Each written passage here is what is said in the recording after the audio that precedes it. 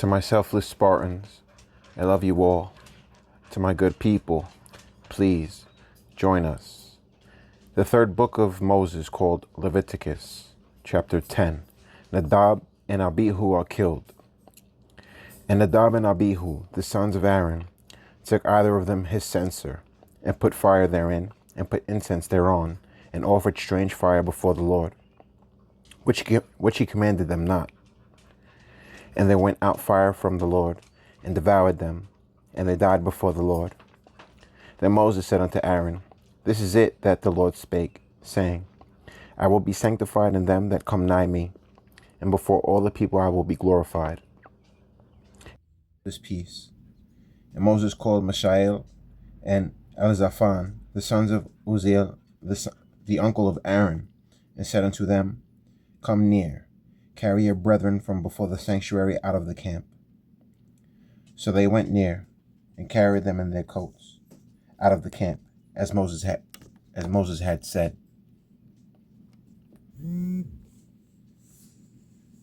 Moses said unto Aaron, and unto Eleazar, and unto Ithamar his sons, Uncover not your heads, neither rend your clothes, lest ye die, and lest wrath come upon all the people. But let your brethren, the whole house of Israel, bewail the burning which the Lord hath kindled. And ye shall not go out from the door of the tabernacle of the congregation, lest ye die. For the anointing oil of the Lord is upon you. And they did according to the word of Moses. The priests are forbidden to drink wine before serving in the tabernacle. And the Lord spake unto Aaron, saying, Do not drink wine nor strong drink, thou, nor thy sons with thee, when ye go into the tabernacle of the congregation, lest ye die. It shall be a statute forever throughout your generations, and that ye may put difference between holy and unholy, and between unclean and clean, and that ye may teach the children of Israel all the statutes which the Lord hath spoken unto them by the hand of Moses, the law of eating the holy things.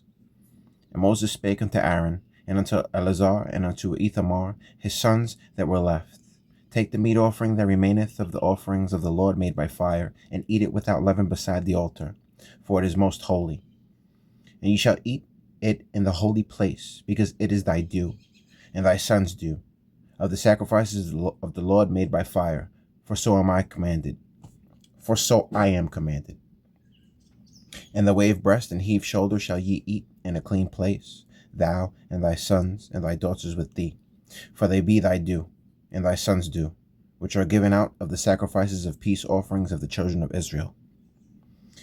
The heave shoulder and the wave breast shall they bring with the offerings made by fire of the fat, to wave it for a wave offering before the Lord. And it shall be thine and thy sons with thee, by a statute forever, as the Lord hath commanded. And Moses diligently sought the goat of the sin offering, and, behold, it was burnt. And he was angry with Eleazar and Ithamar, the sons of Aaron, which were left alive, saying, Wherefore have ye not eaten the sin offering in the holy place, seeing it is most holy, and God hath given it to you to bear the iniquity of the congregation, to make atonement for them before the Lord? Behold, the blood of it was not brought in within the holy place. Ye should indeed have eaten it in the holy place, as I commanded. And Aaron said unto Moses, Behold, this day have they offered their sin offering and their burnt offering before the Lord, and such things have befallen me. And if I had eaten the sin offering today, should it have been accepted in the sight of the Lord? And when Moses heard that, he was content. What beasts may be eaten? And the Lord spake unto Moses and to Aaron, saying unto them, Speak unto the children of Israel, saying, These are the beasts which ye shall eat among all the beasts that are on the earth. Whatsoever parteth the hoof, and is cloven-footed, and cheweth the cud among the beasts, that shall ye eat. That shall ye eat. Nevertheless, these shall ye not eat of them that chew the cud, or of them that divide the hoof, as the camel, because he cheweth the cud, but divideth not the hoof, he is unclean unto you. And the coney, because he cheweth the cud, but divideth not the hoof, he is unclean unto you. And the hare, because he cheweth the cud, but divideth not the hoof, he is unclean unto you. And the swine, though he divideth the hoof, and be cloven-footed, yet he cheweth not the cud, he is unclean to you. Of their flesh shall ye not eat, and their carcass shall ye not touch. They are unclean to you. What fishes may be eaten? These shall ye eat of all that are in the waters. Whatsoever hath fins and scales in the waters, in the seas, and in the rivers, them shall ye eat. And all that have not fins and scales in the seas and in the rivers, of all that move in the waters, and of any living thing which is in the waters, they shall be an abomination unto you. They shall be even an abomination unto you. Ye shall not eat of their flesh, but ye shall have their carcasses an abomination. Whatsoever hath no fins nor scales in the waters, that shall be an abomination unto you. And these are they which ye shall have an abomination among the fowls. They shall not be eaten, they are an abomination. The eagle, and the ossifrage, and the osprey, and the vulture, and the kite after his kind, every raven after his kind, and the owl, and the nighthawk, and the cuckoo, and the hawk after his kind, and the little owl, and the cormorant, and the great owl, and the swan, and the pelican, and the gier eagle, and the stork, the heron after her kind, and the lapwing, and the bat. All fowls that creep, going upon all four, shall be an abomination unto you. Yet these may ye eat of every flying creeping thing that goeth upon all four, which have legs above their feet, to leap withal upon the earth. Even these of them ye may eat, the locust after his kind, and the bald locust after his kind, and the beetle after his kind, and the grasshopper after his kind. But all other flying creeping things which have 4 feet shall be an abomination unto you. And for these ye shall be unclean. Whosoever toucheth the carcass of them shall be unclean until the even. And whosoever beareth aught of the carcass of them shall wash his clothes, and be unclean until the even. The carcasses of every beast which divideth the hoof, and is not cloven-footed, nor cheweth the cud, are unclean unto you. Every one that toucheth them shall be unclean. And whatsoever goeth upon his paws, among all manner of beasts that go on all 4, those are unclean unto you. Whoso toucheth their carcass shall be unclean until the even. And he that beareth the carcass of them shall wash his clothes, and be unclean until the even. They are unclean unto you. These also shall be unclean unto you among the creeping things that creep upon the earth, the weasel, and the mouse, and the tortoise after his kind, and the ferret, and the chameleon, and the lizard, and the snail, and the mole. These are unclean to you among all that creep. Whosoever doth touch them, when they be dead, shall be unclean until the even.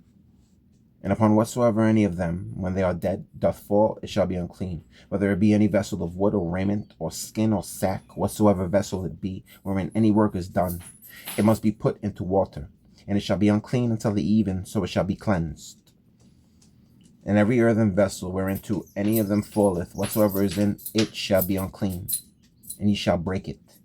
Of all meat which may be eaten, that on which such water cometh shall be unclean, and all drink that may be drunk in every such vessel shall be unclean.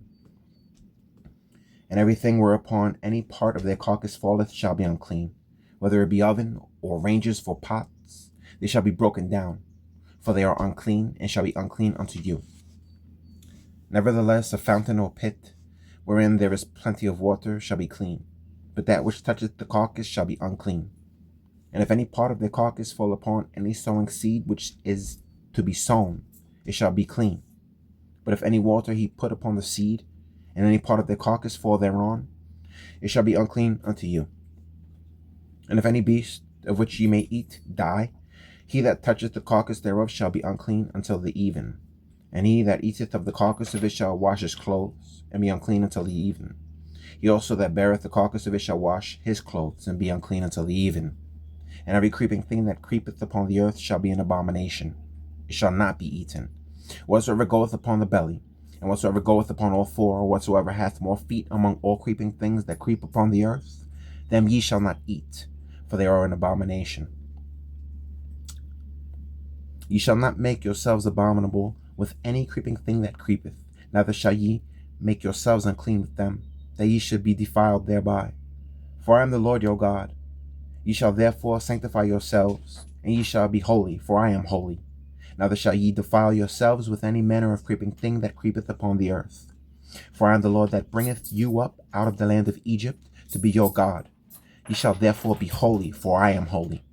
This is the law of the beasts, and of the fowl, and of every living creature that moveth in the waters, and of every creature that creepeth upon the earth, to make a difference between the unclean and the clean, and between the beast that may be eaten and the beast that may not be eaten. The purification of women after childbirth. And the Lord spake unto Moses, saying, Speak unto the children of Israel, saying, If a woman have conceived seed and born a man-child, then she shall be unclean 7 days. According to the days of the separation for her infirmity shall she be unclean. And on the 8th day the flesh of her foreskin shall be circumcised. And she shall then continue in the blood of her purifying 30 days. She shall touch no hallowed thing, nor come into the sanctuary, until the days of her purifying be fulfilled. But if she bear a maid child, then she shall be unclean 2 weeks, as in her separation, and she shall continue in the blood of her purifying 66 days. A woman's purification offerings. And when the days of her purifying are fulfilled for a son or for a daughter, she shall bring a lamb of the first year for a burnt offering, and a young pigeon or a turtle dove for a sin offering unto the door of the tabernacle of the congregation, unto the priest. Who shall offer it before the Lord, and make an atonement for her? And she shall be cleansed from the issue of her blood. This is the law for her that hath borne a male or a female. And if she be not able to bring a lamb, then she shall bring 2 turtles or 2 young pigeons, the one for the burnt offering and the other for a sin offering. And the priest shall make an atonement for her, and she shall be clean. Guidance for the priests in discerning leprosy. And the Lord spake unto Moses and Aaron, saying, When a man shall have in the skin of his flesh a rising, a scab, or bright spot, and it be in the skin of his flesh like the plague of leprosy, then he shall be brought unto Aaron the priest, or unto one of his sons the priests. And the priest shall look on the plague in the skin of the flesh, and when the hair in the plague is turned white, and the plague in sight be deeper than the skin of his flesh, it is a plague of leprosy. And the priest shall look on him, and pronounce him unclean.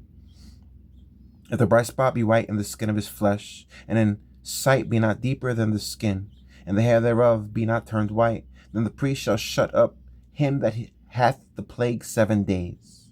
And the priest shall look on him the 7th day, and, behold, if the plague in the sight be a stay, and the plague spread not in the skin, then the priest shall shut him up 7 days more. And the priest shall look on him again the 7th day, and, behold, if the plague be somewhat dark, and the plague spread not in the skin, the priest shall pronounce him clean. It is but a scab, and he shall wash his clothes and be clean. But if the scab spread much abroad in the skin, after that he hath been seen of the priest for his cleansing, he shall be seen of the priest again. And if the priest see that, behold, the scab spreadeth in the skin, then the priest shall pronounce him unclean. It is a leprosy. When the plague of leprosy is in a man, then he shall be brought unto the priest. And the priest shall see him, and, behold, if the rising be white in the skin, and it have turned the hair white, and there be a quick raw flesh in the rising, it is an old leprosy in the skin of his flesh.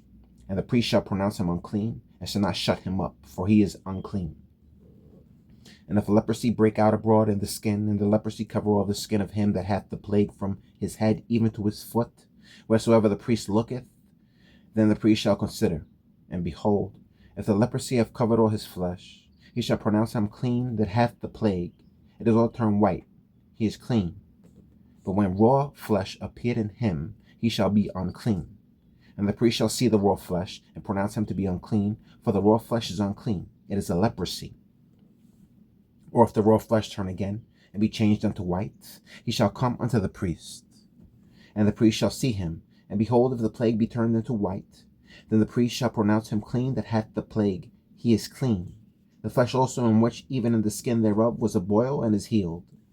And in the place of the boil there be a white rising, or a bright spot, white and somewhat reddish, and it be shewed to the priest. And if, when the priest seeth it, behold, it be in the sight lower than the skin, and the hair thereof be turned white, the priest shall pronounce him unclean. It is a plague of leprosy broken out of the boil.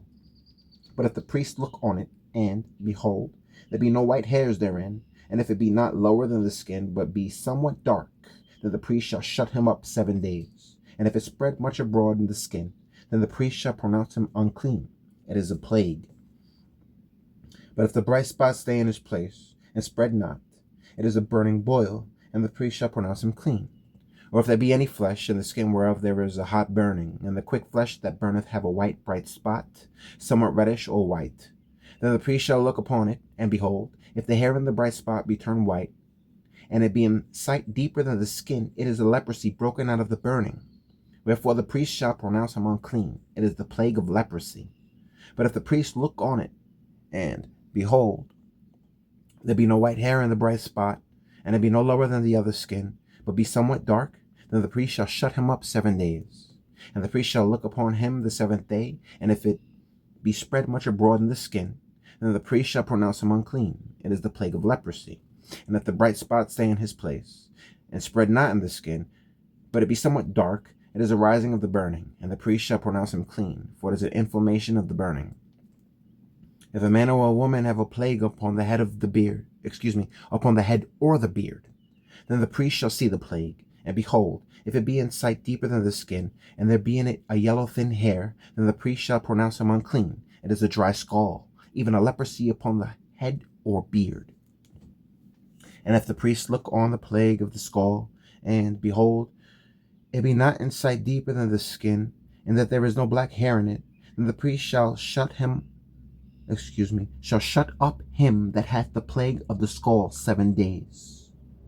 And the 7th day the priest shall look on the plague, and behold, if the skull spread not, and there be in it no yellow hair, and the skull be not in sight deeper than the skin, he shall be shaven, but the skull shall he not shave, and the priest shall shut up him that hath the skull 7 days more.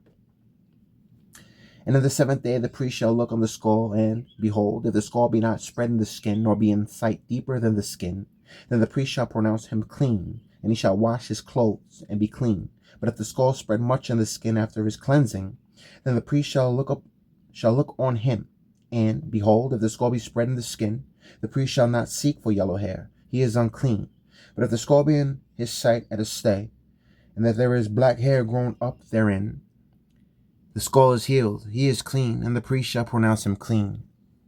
If a man also or a woman have in the skin of their flesh bright spots, even white bright spots, then the priest shall look, and behold, if the bright spots in the skin of their flesh be darkish white, it is a freckled spot that groweth in the skin, he is clean. And the man whose hair is fallen off his head, he is bald, yet he is clean. And he that hath his hair fallen off from the part of his head toward his face, he is forehead bald, yet he is clean. And if there be in the bald head or bald forehead a white reddish sore, it is a leprosy sprung up in his bald head or his bald forehead. Then the priest shall look upon it, and behold, if the rising of the sore be white reddish in his bald head or in his bald forehead, as the leprosy appeareth in the skin of the flesh, he is a leprous man, he is unclean. The priest shall pronounce him utterly unclean. His plague is in his head. The garment also that the plague of leprosy is in, whether it be a woolen garment or a linen garment, whether it be in the warp or woof of linen or of woolen, whether in a skin or in anything made of skin, and if the plague be greenish or reddish in the garment or in the skin, either in the warp or in the woof, or in anything of the skin, it is a plague of leprosy, and shall be shewed unto the priest. And the priest shall look upon the plague, and shut up it that hath the plague 7 days. And he shall look on the plague on the 7th day. If the plague be spread in the garment, either in the warp or in the woof, or in a skin, or in any work that is made of skin, the plague is a fretting leprosy, it is unclean. He shall therefore burn the garment, whether warp or woof, in woolen or in linen, or anything of skin wherein the plague is. For it is a fretting leprosy, it shall be burnt in the fire. And if the priest shall look, and behold, the plague be not spread in the garment, either in the warp or in the woof, or in anything of the skin, then the priest shall command that they wash the thing wherein the plague is, and he shall shut it up 7 days more. And the priest shall look on the plague, after that it is washed, and behold, if the plague have not changed his color, and the plague be not spread, it is unclean. Thou shalt burn it in the fire. It is fret inward, whether it be bare within or without. And if the priest look, and behold, the plague be somewhat dark after the washing of it, then he shall rend it out of the garment, or out of the skin, or out of the warp, or out of the woof. And if it appears still in the garment, either in the warp or in the woof, or in anything of skin, it is a spreading plague. Thou shalt burn that wherein the plague is with fire. And the garment, either warp or woof, or whatsoever thing of skin it be, which thou shalt wash, if the plague be departed from them, then it shall be washed the second time, and shall be clean. This is the law of the plague of leprosy in a garment of woolen or linen, either in the warp or woof, or anything of skins, to pronounce it clean, or to pronounce it unclean. To my selfless Spartans, please eat right, train. And to my good people, until we meet again, the third book of Moses, called Leviticus, chapter 14, awaits.